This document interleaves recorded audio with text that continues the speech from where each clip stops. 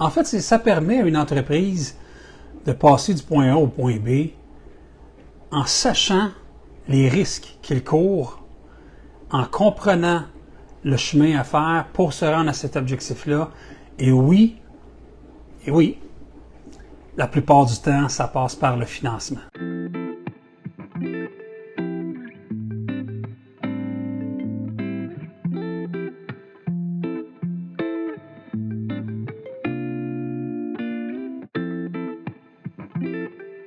Bonjour tout le monde, bienvenue au Café Expansion, édition du 1er mai.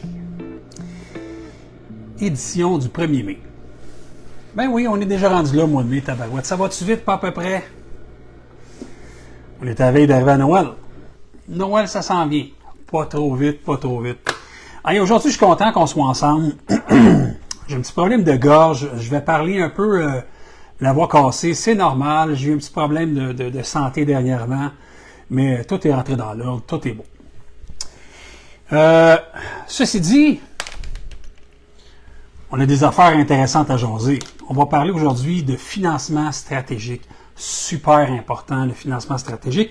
C'est ça qu'on fait, nous autres, depuis 5 ans, du financement. On aide des entreprises comme la tienne à générer de la croissance et à mettre en place certains éléments, certaines stratégies et planifier du financement que dans le temps, on soit dans une longévitude ou moyen ou long terme, qu'on ait cherché le plus de sous possible, parce que l'argent, on le sait, c'est le nerf de la guerre. Et voilà.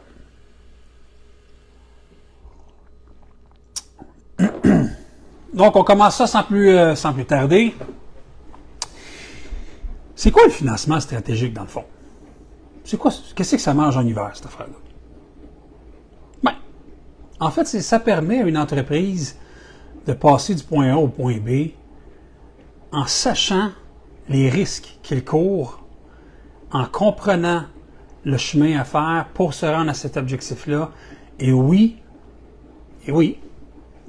la plupart du temps, ça passe par le financement. Puis il y a beaucoup d'entreprises qui sont, j'en vois beaucoup, là. Il y en a au Québec, là, il y en a pas mal là, qui sont mais très mal financés. Puis quand je dis mal financés, là, c'est que, bon, il n'y a pas de plan de match. Ça s'en va nulle part, ça fait des demandes à gauche, des demandes à droite, ça brûle le dossier de crédit. Ça donne plein d'affaires en garantie que peut-être ça ne devrait pas donner maintenant. Ça devrait se garder des options pour bâtir quelque chose qui fait du sens. Et aller chercher le maximum de liquidité possible pour générer une croissance perpétuelle année après année en continu. Puis il y en a des entreprises avec qui on fait affaire qui ont 3, 4, 5, 10 millions de chiffre d'affaires. C'est la même chose. Si on n'a pas des outils, si on n'a pas ce qu'il faut en fait en main pour suivre, si on veut, la croissance, la cadence, on finit par arriver à, je peux pas dire mur, mais il y a des bloquants importants, des bloquants sérieux qui arrivent. C'est pas parce que ça va bien qu'on a suivi, suivre des formations, avoir une bonne équipe, le marketing en place, avoir un bon inventaire. Il y a plein d'éléments, un plan d'affaires clair.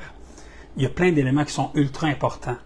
Mais malgré tout, malheureusement, même si vous avez toutes les bonnes intentions et que vous êtes positif là-dedans, si vous n'avez pas de plan, ce que je veux dire par là, un plan stratégique avec l'option, un financement stratégique clair de où ça s'en va en 6 mois, quel financement je devrais faire cette année, l'année prochaine, est-ce que si j'ai une marge de crédit, est-ce que ça va suivre la route? Parce que si je suis rendu à 4 millions de chiffre d'affaires, puis j'ai été à 2 l'année passée, puis j'ai eu un bon boost, mais que là, le banquier ne me suit pas, puis que ça va pas bien, puis que faut que j'attende 2 ans avant de faire augmenter la marge de crédit pour qu'elle suive.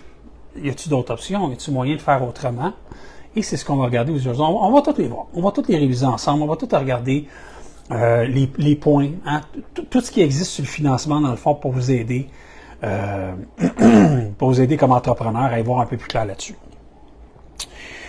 Donc, organisation des activités clés, gestion de la dette, gestion des capitaux propres pour soutenir la croissance, maximiser les valeurs. Le financement stratégique, dans le fond, c'est une approche réfléchie. Puis là, je vois textuellement, là, une approche réfléchie qui est planifiée de la gestion des finances pour atteindre un objectif stratégique clair de l'entreprise. Donc, vous deviez savoir un peu où est-ce que vous en allez, tu sais. Avant de commencer, il faut savoir où est-ce qu'on veut aller. T'sais, si tu ne sais pas que tu t'en vas en Floride, tu vas naviguer longtemps, tu vas peut-être perdre bien des jours, bien des semaines à te promener sans savoir où tu t'en vas. Puis tu risques de revenir chez vous puis trouver ton expérience. Ouais, puis c'était-tu le fun tes vacances? Ouais, c'était plate, là, c'était, OK, on a fait un peu de... On était allé à gauche, on était allé à droite, on était allé à telle ville, mais il me semble qu'on a perdu beaucoup de temps, beaucoup d'énergie, puis ça a coûté cher, parce qu'on n'avait pas planifié comme il faut notre voyage. Mais en entrepreneuriat, c'est la même affaire. Il faut que tu planifies ton voyage, puis que tu saches où tu veux t'en aller, puis pas obligé de le faire sur 10 ans, là. 1 an à la fois, 6 mois à la fois, 1 jour à la fois. Ah oui. À tous les jours, tu dois regarder ton objectif, voir, OK, dans le micro-management, là, est-ce que si j'ai besoin de tant de ventes cette semaine, est-ce que les efforts aujourd'hui sont déployés? Est-ce que je fais mes retours d'appel? Est-ce que j'organise mon agenda comme il faut? Est-ce que je passe moins de temps sur les réseaux sociaux à gosser, à perdre mon énergie, mon temps là-dessus, à flipper sur TikTok? Est-ce que je mets mon temps à la bonne place, qui est rentable, qui est profitable, puis quand je me couche à la fin de ma journée, je suis content de ce que j'ai fait, ou j'ai l'impression que j'ai perdu ma journée, que j'ai perdu mon temps, puis j'ai pas mis toute l'énergie où il fallait que je mette. Puis ça, je parle d'un autre concept qui est un concept qui est si on veut, la matrice de Eisenhower. On va y revenir dans une autre vidéo éventuellement. C'est quelque chose qu'on utilise ici pour mettre de l'avant ce qui est important, ce qui est primordial, ce qui est pas important, ce qui est urgent, puis que dans notre cerveau, ça devienne clair. Parce que ce qui est important n'est pas urgent. Ce qui est urgent est peut-être important. Il faut que ça soit clair. Il faut que ça soit dans 4 tableaux. C'est un tableau comme ça, là. Puis il faut que ça soit classé. Regardez votre boîte de courriel 45 fois par jour. C'est pas urgent et ce n'est pas important. Vous devez le faire, oui. Mais faites-le dans des moments précis de votre journée et maximisez ce temps-là pour répondre en bloc à des gens. Si vous êtes tout le temps en train de répondre à chaque fois que ça fait pip sur votre téléphone, vous allez perdre votre journée, c'est sûr. Perdre votre semaine, perdre votre mois, perdre votre année. Voilà.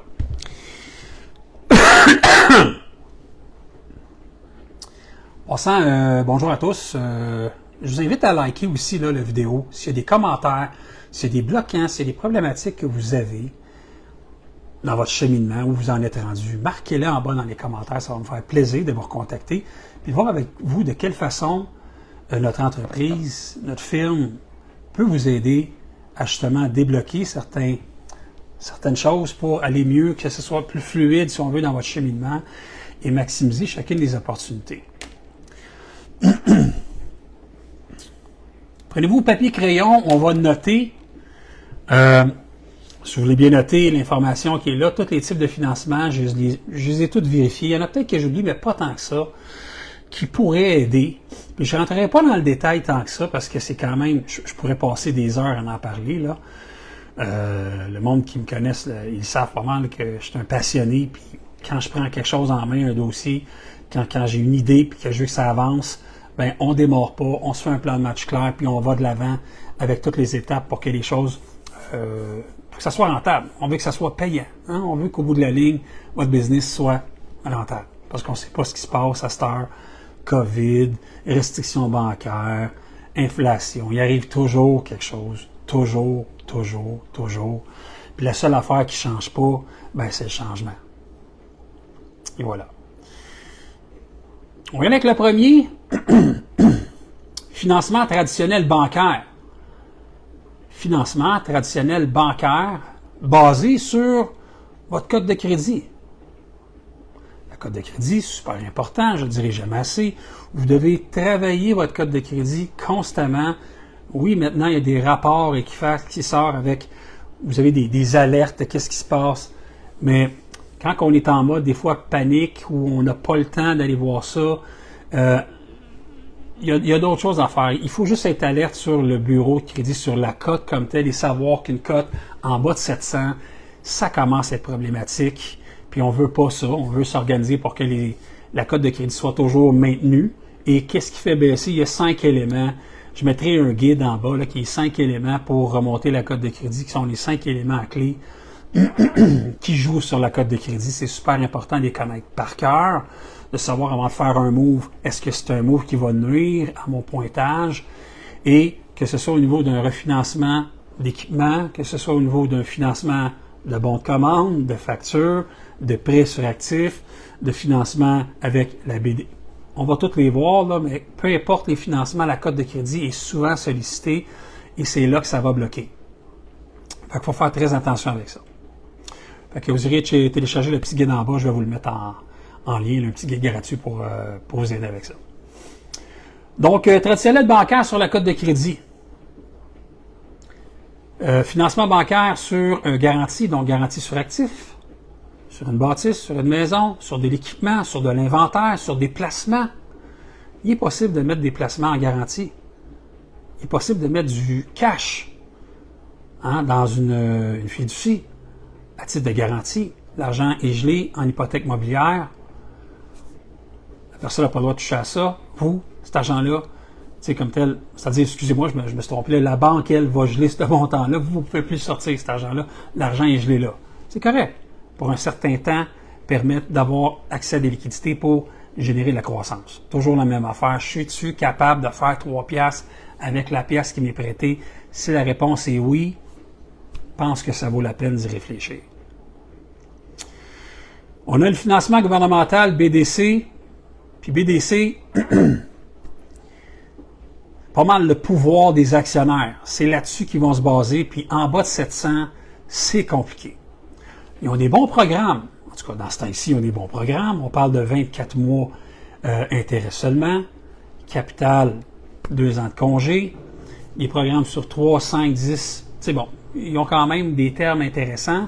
Cependant, si vous n'avez pas la cote de crédit, c'est mort. Vous devez absolument avoir un bon bilan personnel, une cote de crédit qui fait du sens, que l'entreprise soit là depuis quelque temps. Et oui, on peut s'inscrire en ligne pour 100 000 et moins avec la BDC, mais à ce moment-là, c'est vraiment ça qu'ils vont regarder. Ils vont regarder la cote. Si la cote n'est pas au rendez-vous, c'est une machine qui décide. Vous allez vous faire tasser en 3 secondes, c'est mort. Donc, c'est pour ça qu'il y a d'autres avenues également. Si c'est un financement qui est plus de 100 000, je pense que contacter quelqu'un là-bas ou nous contacter directement. On a plein d'intermédiaires à la BDC avec qui on travaille, qui s'occupent de dossiers pour nous. Et c'est des gens allumés. Ce n'est pas des chloroformés au gaz paralysant. C'est des gens qui sont là pour nos clients aujourd'hui et demain à long terme. Puis, c'est pas du monde qui change de poste à tous les 2 mois. Là. Fait que vous allez les avoir longtemps d'impact, ce qui est une bonne chose. Financement Investissement Québec, programme ESSOR, pour les OBNL également, les organismes à but non lucratif. Investissement Québec donne souvent ce qu'on va dire une garantie de prêt. Donc la banque va dire « Parfait, je te fais 300 000 en marge de crédit. » La marge de crédit va être backée par une garantie aussi supportée par Investissement Québec, ou BDC, ou les deux, qui fait en sorte que le risque est moins grand pour la banque et qu'au bout de la ligne, au lieu d'être 300 000, ça peut être 400, 450 qui est octroyé pour, si on veut, booster, tout dépendant des besoins, bien sûr. Autre chose, financement EDC, export. Donc, ceux qui sont à l'étranger, qui font des ventes à l'étranger, qui exportent ou qui ont un lien, si on veut. C'est même pas obligé d'exporter. Vous n'êtes même pas obligé d'exporter. Vous pouvez tout simplement, si vous avez dans votre structure entrepreneuriale, un intermédiaire ou quelqu'un avec qui vous faites affaire qui lui exporte et vous devez en fait traiter avec cette personne-là. Donc, vous êtes vous faites partie de la famille, si on veut, et vous êtes éligible à certains programmes et certains financements de la EDC. Très intéressant. Financière agricole également, des choses qu'on oublie. La financière agricole, énormément de flexibilité sur les modalités de paiement, sur les termes et conditions. Si je ne me trompe pas, un peu moins cher également au niveau des taux, au niveau des frais. Mais bon, je ne le connais pas tant que ça, agricole, mais ce que je connais, ça va bien à date avec les clients qu'on a. Financement municipalité, on a ici des fonds privés, des fonds dans la région de Montréal qui sont, en fait, c'est PME Montréal qui fait ça. PME Montréal est une entreprise qui va aider les entreprises au niveau de Montréal. Il faut que ça reste à Montréal. Malheureusement, si vous êtes à l'extérieur de l'île, c'est pas quelque chose qui peut s'appliquer. Cependant, si vous êtes à Laval, si vous êtes sur la Rive-Sud, si vous êtes ailleurs, il n'y a rien qui vous empêche d'avoir un siège social à Montréal. Puis avoir un siège social entre vous et moi aujourd'hui, là, pas mal facile. Les adresses postales, les bureaux virtuels, il y en a plein. Fait un peu de créativité, un peu hein? Un peu de bon vouloir, puis vous allez être capable d'aller chercher un financement en mettant votre siège social. Oui, bien sûr, le courrier devra être cherché à Montréal, tout devra se faire à Montréal, mais si votre bureau est chez vous puis vous êtes à Trois-Rivières, il y a peut-être moyen de moyenner. Et PME Montréal offre du financement, donc c'est des fonds qui sont des fonds privés, de gens qui vont octroyer du financement selon le projet, selon le plan d'affaires. Ils vont vous donner un petit coup de main avec ça, ils vont regarder qu'est-ce qu'il y en a. C'est très intéressant. On ne parle pas des anges là les anges financiers là, qui eux doivent étudier, puis c'est un conseil d'administration de 40 personnes, puis que là-dedans, je ne sais même pas à quoi ça sert cette affaire-là. Il n'y a jamais un projet qui passe là-dedans. Là. Tu as 30-40 personnes dans le conseil d'administration, puis au bout de la ligne, moi, j'ai jamais vu un dossier qui sort de là positif, parce qu'il y a tout le temps quelqu'un qui a un risque différent de l'autre. Puis les anges financiers, c'est tant qu'à moi, c'est un ego de riche, là. C'est du monde qui sont là pour flasher le cash. Hey, moi, j'ai investi. C'est pas les gens qui font ça. Selon moi, là, ce n'est pas eux qui font la grosse différence. Il y a trop d'intermédiaires, trop de personnes qui regardent le dossier, trop de la tolérance au risque, elle est trop large. Puis au bout de la ligne, ils se comprennent même plus, là. Fait qu'ils passent des heures, des semaines à analyser les dossiers. Puis sur 50, il y en a un qui pop, là. Il y en a un qui est comme « Yes, je l'ai eu! » Plus de chances de gagner à 6,49 tant qu'à moi. Fait que PME Montréal, c'est intéressant. Les anges financiers, c'est autre chose. Puis tu sais, chacun pense ce qu'il veut, là. C'est une opinion personnelle. Si vous avez des bons résultats, vous connaissez des gens qui sont là-bas, puis vous avez de bons feedback de ça, fine. Fine.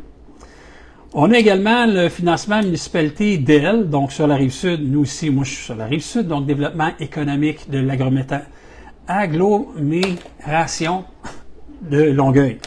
Ouf, pas facile. Eux vont faire de la recherche de financement aussi. Ils vont faire subventions. Ils vont avoir plusieurs programmes de prêts, mais eux, tu te dois d'être sur la Rive-Sud absolument. Très important. Pour faire affaire avec le DEL, il faut que tu sois sur la Rive-Sud. À part ça, est-ce qu'il y a d'autres façons de trouver du financement que les façons conventionnelles? Oui, il y en a d'autres. Puis là, on va ouvrir un petit peu les œillères. On va regarder un petit peu qu'est-ce qui se fait ailleurs. On va parler de prêteurs privés. On va parler de corporations qui ont du fonds capital risque. On va parler d'investisseurs. On va parler de d'autres façons de faire qui souvent ne sont pas dans la tête. OK, j'ai fermé un appel, désolé. On va parler de financement et refinancement d'équipements. Financer et refinancer son équipement, des équipements qui sont pour de la construction, équipements lourds, c'est des choses qu'on fait également ici qui sont très intéressantes.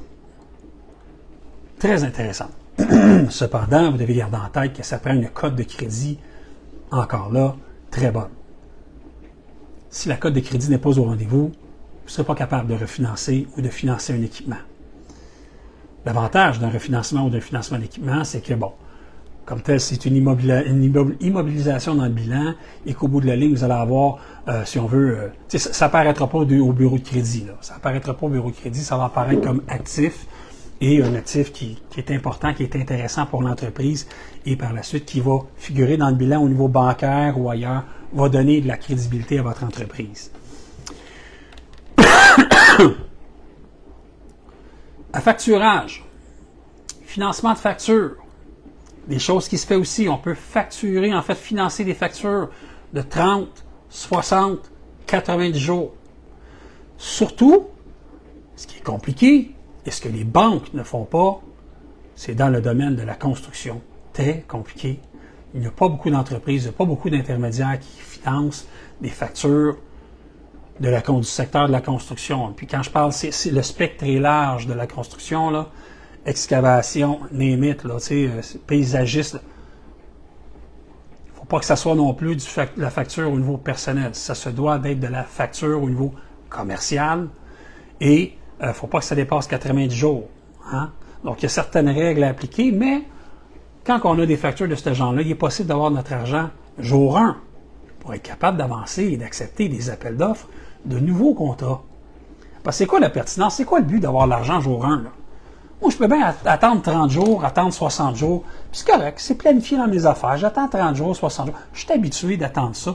Tu sais, je paye mes employés, tout est correct. Sauf que la problématique, c'est que si vous avez une opportunité, puis vous êtes un peu saturé ou que les ratios d'endettement sont déjà, sans dire topés, mais que, bon, la banque considère qu'elle ne peut pas augmenter votre marge de crédit, qu'elle ne peut pas non plus vous octroyer un autre prêt, qu'elle trouve que là, on va attendre les prochains bilans financiers avant de bouger, bien, ça peut être une option qui est ultra intéressante, hyper intéressante, puis je vous le dis, si c'est des choses qui vous intéressent, marquez-les dans les commentaires, ça va nous faire plaisir de vous aider avec ça. C'est une solution qui est viable. Avoir l'argent jour 1 pour être capable d'accepter un appel d'offres de 300, 500, 800 000, puis avoir la possibilité d'avoir cet argent-là aujourd'hui pour l'injecter, pour générer plus de croissance. Parce que l'objectif, c'est pas non plus d'emprunter. Hein? On emprunte à Jean pour payer Jacques. Là. On veut pas, ça donne rien. Là. Il faut que ça génère la croissance. C'est ce qu'on veut, puis c'est toujours l'optique ici qu'on va avoir en tête avec vous quand on accompagne les clients. C'est pour générer du rendement, de la croissance, une autonomie, si on veut, au niveau outils, hein, qu'on puisse être capable de devenir nous-mêmes stratèges financiers pour notre propre entreprise. C'est ça l'objectif de notre démarche et de notre mission à Expansion Capital Consultant. On peut financer également les bons de commande. Donc, oui, un bon de commande qui vient de sortir, on peut le faire financer. C'est des choses qui arrivent. On va financer directement, automatiquement le bon de commande avant de le produire. Pas rendu à la facture, là, avant. Un coup que ça s'est fait, l'argent va être dans votre compte, vous allez pouvoir produire, si on veut, le produit ou le service à donner. Et par la suite, l'intermédiaire ira, lui, s'occuper d'aller récupérer les fonds. Financement privé. On va parler du financement privé. Financement privé sur actif, c'est des choses que le monde, ça commence à être un petit peu plus ouvert. Les gens commencent à allumer un peu plus là-dessus. C'est une option qui n'est pas un automatisme encore. C'est une option qui coûte cher, mais c'est une option. Puis souvent, il y a certaines personnes qui sont comme, écoute, j'ai besoin de 30 000, besoin de 60 000. Puis j'ai un client, là, pas plus tard qu'hier, ça a été une proposition qu'on a fait. Il a besoin d'un 35 000 pour acheter de l'équipement. Puis la problématique est que, bon, il y a des garanties au niveau des jardins sur tout l'équipement qui est là, garantie universelle d'environ 600 000 $. Et on fait quoi, là? Quand Desjardins a 600 000 $ qui ont pris en garantie, là, puis qu'on peut pas, tout ce qui sort, tout ce qui est inventaire qu'on achète appartient, si on veut, à Desjardins en partant, qu'est-ce qu'il reste à faire? Peut-être aller chercher une deuxième tranche hypothécaire sur notre propre résidence, temporairement, qui va nous permettre d'aller chercher les liquidités. Si dans notre plan de match stratégique, bien sûr, on a un plan de croissance qui, à la fin de l'année, on va atteindre 1,3 million de chiffre d'affaires et non 700 000, mais qu'il faut faire des ventes pour ça et qu'on doit avancer, puis qu'on est pris un petit peu, mais cet argent-là va générer ce flot de liquidités-là et 12 mois au pire après sera remboursé la tranche hypothécaire de trop, hein, via un refinancement au niveau personnel. Pourquoi? Ben, on veut refinancer au niveau personnel, au niveau bancaire, on veut que la cote de crédit, fait que souvent la cote de crédit mange un coup avec ça. Ça va tout ensemble, là. La cote est scrap, on a de la misère à se financer, on sait plus quoi faire, on panique, on applique partout. Erreur. Faites pas ça. Faites pas ça. Vous êtes mieux de prendre 5 minutes, appelez-nous, on va regarder ensemble ce qui est possible de faire, on va vous donner un petit coup de main sur ce serait quoi les meilleures stratégies. Et si aller chercher une deuxième tranche hypothécaire sur votre résidence temporairement à un taux, bon, ça ne sera pas du 7-8% comme au bancaire, mais ça peut être du 12, 13, 15 temporaire. Vu que c'est fait en entreprise, on peut déduire ces intérêts-là. Fait que bref, ça revient à peu près au même. Fait que tu sais, tout le calcul mathématique fait en sorte qu'au bout de la ligne, ça fait du sens pour vous, ça fait du sens pour votre entreprise, et l'objectif, c'est la croissance. Donc, il faut que l'objectif reste en tête, très clair. Donc, financement sur actif, peut-être plusieurs sortes d'actifs. Il peut y avoir de l'équipement, il peut y avoir une hypothèque immobilière sur des placements, sur une résidence, sur un chalet, sur une terre, sur une terre agricole, sur plein d'affaires. Tout ce qui est de la brique, du béton et de l'actif et de la terre, et bon, des équipements, quelque chose qui existe là, qui est tangible là. Il y a moyen chez nous qu'on trouve quelqu'un. On a quelqu'un, en fait, on a plusieurs personnes qui le font, là. qui sont capables de le faire et différents créneaux, chacun a sa spécialité. Donc, on est capable de trouver ça pour vous s'il y a un besoin à ce niveau-là pour faire en sorte de dégager des liquidités importantes pour vous permettre de continuer dans votre business. Autre financement, on parle d'un financement fantôme, un financement qui, lui, n'apparaît pas aux banques. Et il y en a qui vont dire, c'est quoi ce financement fantôme? Ben, très simple, c'est un financement, comme je viens de le dire, qui apparaît nulle part. Ça apparaît pas au niveau bancaire, ça apparaît pas non plus au niveau code de crédit, ça apparaît pas au niveau ratio d'endettement, au niveau nulle part. Personne ne voit ça, à part, bien sûr, que le financement doit être mis dans le bilan comptable. Et encore là, si le financement est remboursé dans les 12 mois, là, jasez-en avec votre comptable. Moi, je ne m'embarque pas là-dedans. Mais il y en a qui, idéalement, ne vont pas mettre le document, en fait, mettre le financement dans le bilan parce que, tout simplement, à la fin de l'année, quand l'année comptable elle est terminée, le financement a déjà été remboursé. Donc, c'est remboursé dans les 12 mois. Il n'apparaît pas dans le bilan, mais cet argent-là a été mis dans l'entreprise quand même comme levier, comme aussi injection. On peut injecter de l'argent directement, le faire déposer au compte personnel pour que cette personne-là injecte des fonds dans l'entreprise et que, bon, les banques aiment beaucoup ça. Les banques adorent qu'il y ait des capitaux propres qui soient injectés en entreprise et il y a certaines stratégies pour le faire. Et nous, on va vous donner, on va vous guider comment, c'est quoi les meilleures idées pour le faire, pour faire en sorte que ça tienne la route pour vous et qu'au bout de la ligne, vous puissiez aller un peu plus loin dans le cheminement. Pré-fantôme, c'est, je dirais, inconnu. Pas grand monde qui fait ça.